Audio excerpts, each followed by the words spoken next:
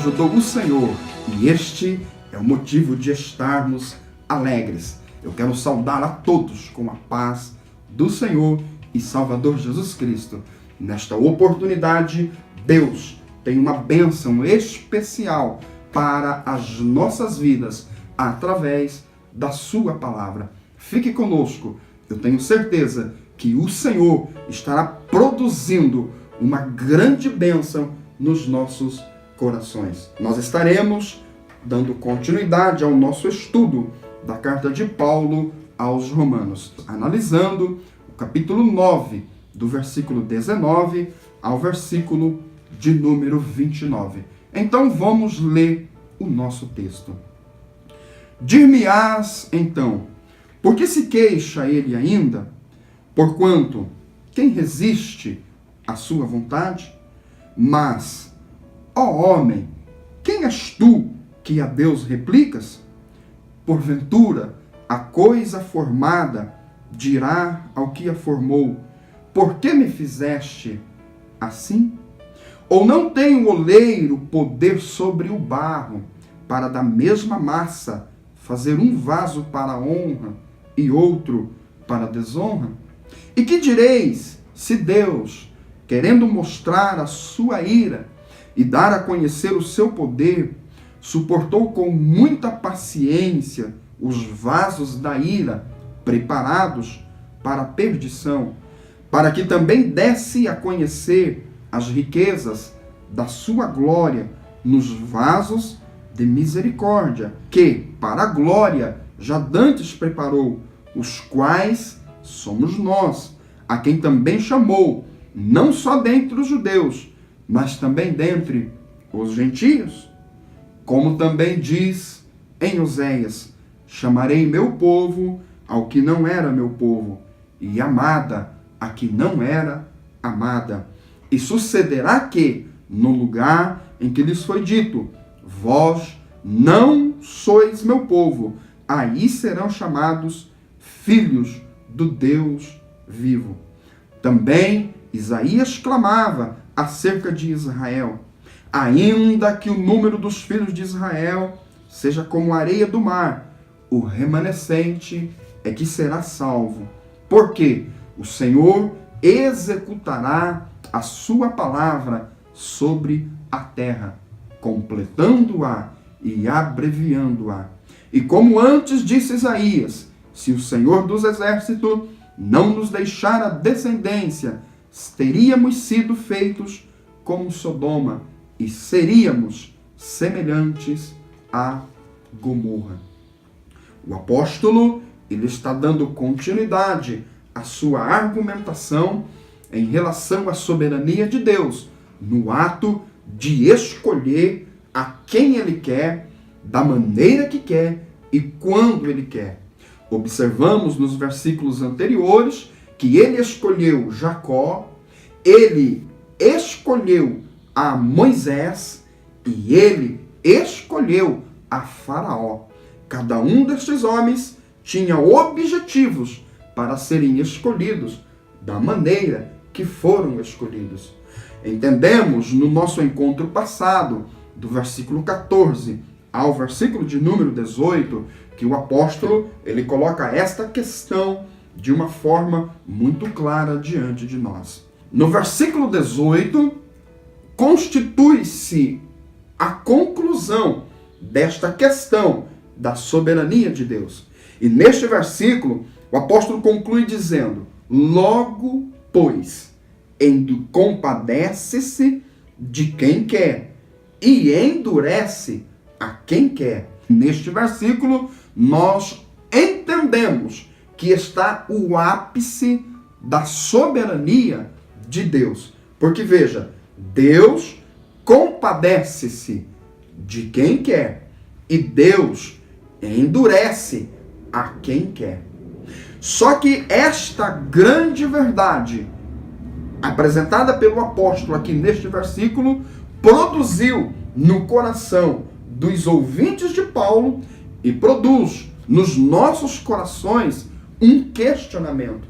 E esse questionamento é o seguinte: o versículo 19 está escrito: dir-me-ás Então, observem que o início deste versículo nos demonstra que Paulo sabia que a verdade apresentada por ele iria produzir um questionamento no coração do homem. Então ele adianta-se em responder a esse questionamento. Ele diz: dir-me-ás então, ou seja, vocês irão ouvir o que eu ensinei. Vocês vão ouvir que Deus é soberano, compadece-se de quem quer e endurece de quem quer. Então vocês terão uma reação e vocês dirão o seguinte: por que se queixa ele ainda? Porquanto quem resiste à sua vontade? Ou seja, Paulo está dizendo, o homem vai ouvir esta verdade e vai dizer o seguinte: Deus não pode se queixar do homem. Deus não pode questionar o homem, como está na Nova Versão Internacional. Por que Deus não pode ter estas ações para com a vida do homem? Porque o homem está da maneira que está por causa da vontade de Deus. O homem é o que é por causa da vontade de Deus. Se Deus, ele compadece de quem quer e endurece-se a quem quer, então o homem está da maneira que está devido à vontade de Deus.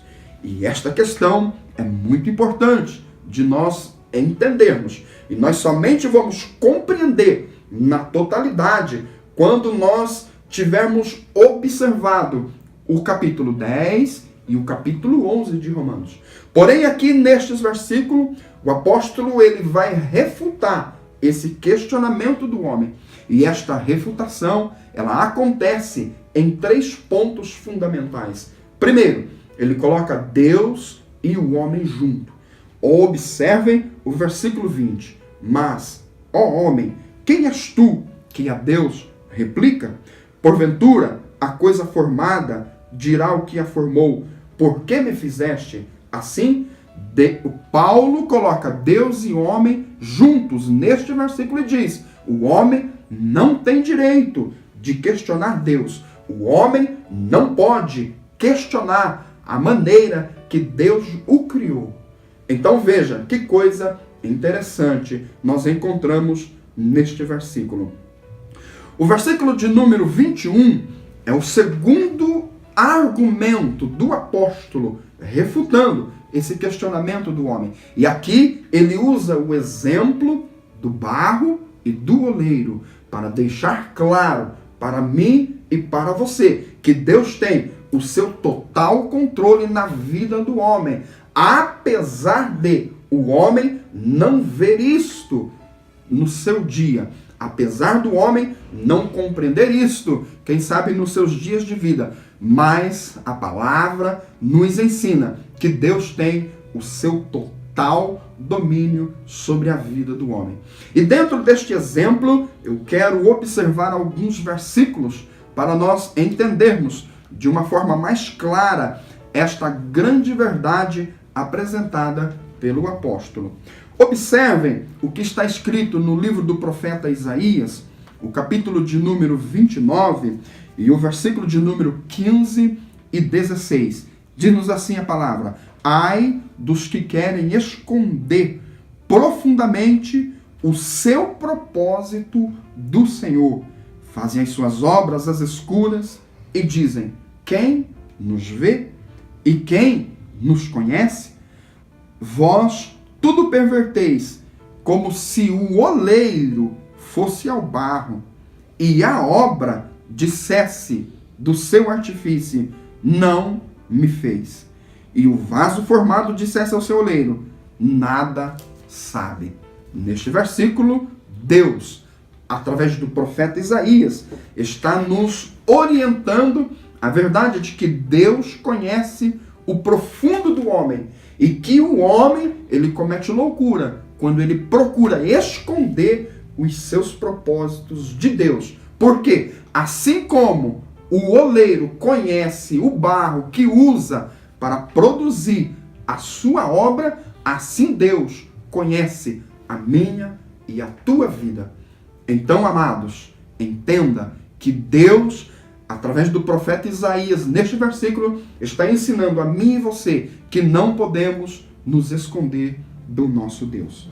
Observe também Isaías, capítulo 45, o versículo de número 9, está escrito assim: ai daquele que contende com o seu Criador, caco entre cacos de barro.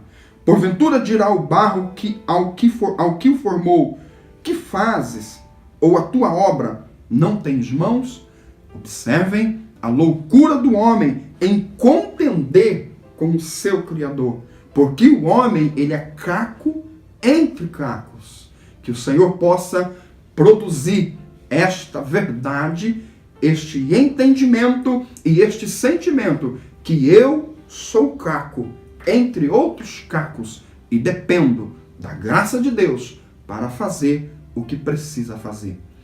Ainda o livro do profeta Jeremias, o capítulo de número 18, é um texto muito importante dentro desta verdade. Quando Deus fala ao profeta Jeremias: desce à casa do oleiro e lá eu te farei saber as minhas palavras.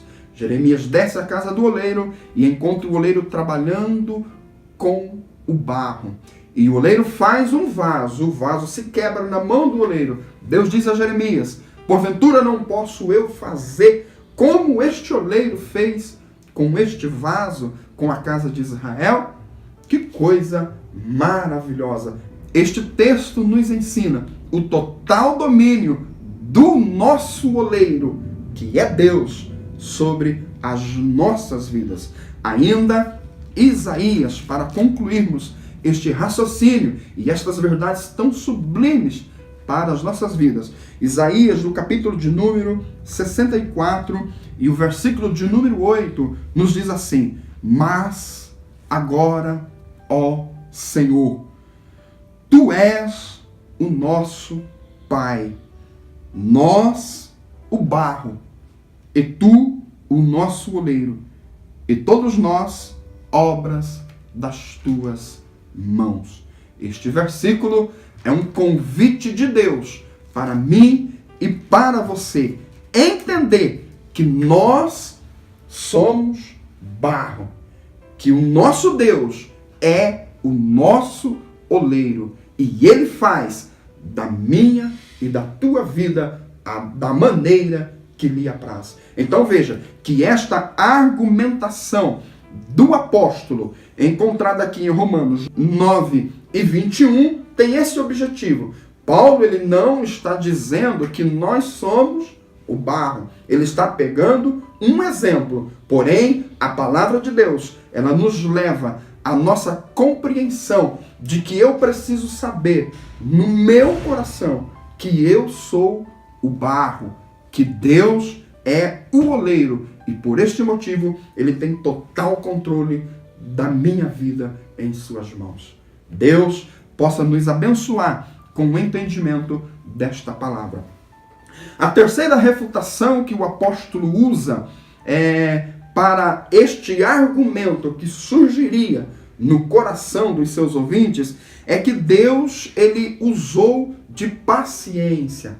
Esta paciência, ela foi usada para com os vasos que estavam preparados para a ira. É importante observarmos que Deus não preparou estes vasos para a ira. E aqui constitui-se um ponto importantíssimo deste ensinamento. Porque nos próximos capítulos o apóstolo vai nos mostrar que estes vasos, eles foram preparados para a ira, está ligado com a maneira que eles ouviram a palavra do Senhor. Então entenda, não foi Deus que preparou estes vasos para a ira. O versículo de número 22 está escrito: suportou com muita paciência os vasos da ira, preparados para a perdição. Porém, não foi Deus quem os preparou. Então veja, o porquê Deus suportou estes vasos que eram preparados para a ira. Porque Deus tinha um objetivo.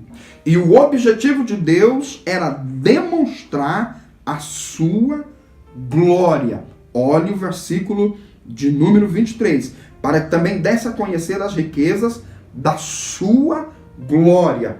Aonde esta riqueza de glória seria demonstrada? Nos vasos de misericórdia.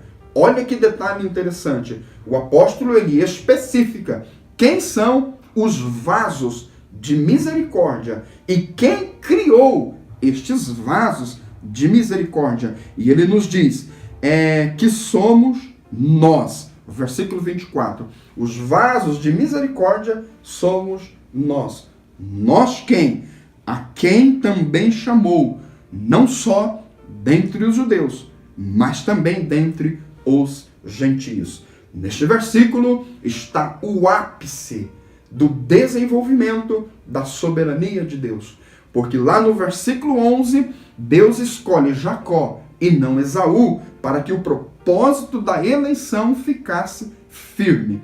E este propósito era chamar todos os homens para que Deus demonstrasse as riquezas da sua glória. Então, observem que os vasos da misericórdia do versículo de número 23 e 24 somos nós. Nós quem? Todos os que são chamados à igreja de Deus, que é composta de judeus e de gentios.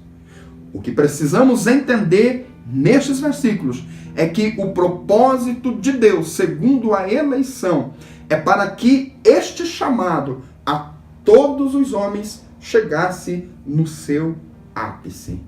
E aqui está esta grande verdade argumentada pelo apóstolo Paulo. É importante observarmos que nos capítulos que irão seguir-se, especificamente o capítulo 10 e o capítulo 11, o apóstolo ele vai argumentar este chamado. E ele vai nos explicar por que os judeus não aproveitaram a oportunidade que tiveram e por que os gentios, que não faziam parte deste chamado, conseguiram aproveitar esta graça maravilhosa nas suas vidas. Amados, o desejo do meu coração é que o Senhor nos abençoe com entendimento e que eu e você possamos entender que fazemos parte da igreja de Deus, porque a soberania de Deus nos escolheu antes dos tempos eternos, como está em Efésios. Deus nos abençoe. Agora veja que esta terceira argumentação do apóstolo em relação ao chamado dos gentios, ela é fundamentada no Antigo Testamento.